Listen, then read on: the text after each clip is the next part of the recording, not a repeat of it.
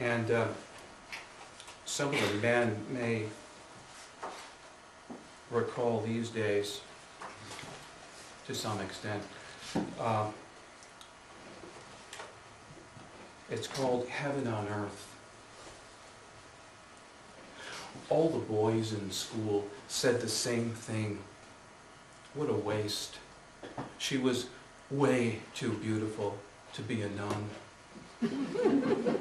Her French class was full of boys who, when getting up from their desks, had to cover themselves with textbooks. Though, truthfully, that stiffness in those days seemed for the most part involuntary.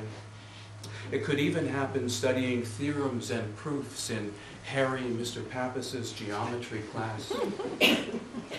While we spent the summer trying to keep our reflexive hypotenuses in check, we were crushed to learn that Sister Laura wouldn't be back to teach French 3. She and Father Brandon, our principal, had fallen in love backstage while working on last spring's musical.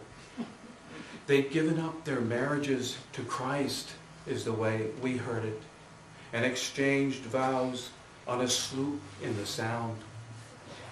We could see her sailing away with him, out of our lives forever, hugging the coast south past Cape Hatteras, down body and soul into the simmering Florida Keys. Missionaries of passion. Everything out of this world we believed back then of earthly love. Hepburn and Tracy.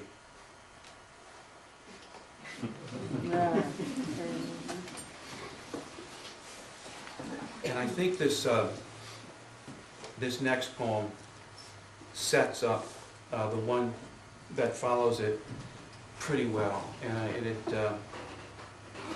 think it says a little bit about why we do what we do as artists, why places like this exist, to remember. It's called To the Unremembered. Once I had a dream about Emily Dickinson, the only poet I've ever dreamt about, except for that cameo by Robert Bly in a nightmare I had. His appearance I attribute largely to a bowl of chili I ate before bed.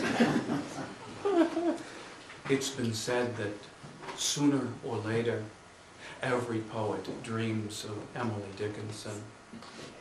They say you feel as if she's sent for you. We never leave her room in my dream, upstairs in her father's house, overlooking the unpaved main street. There are no telephone poles, I notice, and it must be spring because she has her windows open and the breeze is scented with lilac.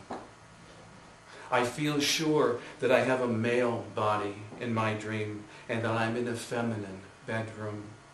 I find Emily compelling in her long, dark dress. She seems so much herself around me. She laughs a lot. She's actually funnier than most people realize. By late afternoon, the day's daylight diminishing, we hold hands, the one time we actually touch. Her hand is so small. Amherst is so quiet. A carriage in the street, its horse clopping, a bobolink in the tree, bells calling for vespers. She gets up, walks over to the dresser, and as if to answer the question I've yet to even ask, she lights an ivory beeswax candle. All around us in the yellow light are paper bundles, beautifully tied together with ribbons, some with string. Her shadows and reflections are everywhere. And then I wake up. Night after night, I would read her poems before falling asleep, but I found no way back to her. I came to imagine her holding hands with a different dreamer, day after dying day. And by some grace she must give, I came to believe that one by one, she sends us back to the world to remember the unremembered. We who, like her, keep our Sabbaths at home on scraps of paper. She sends us back to give praise, to perpetuate the ones with no names, to sing for ones like ourselves, unknown in a lifetime, as she was in hers. Astounding to think that she wrote over 1,700 poems, and maybe a handful ever saw publication in her lifetime.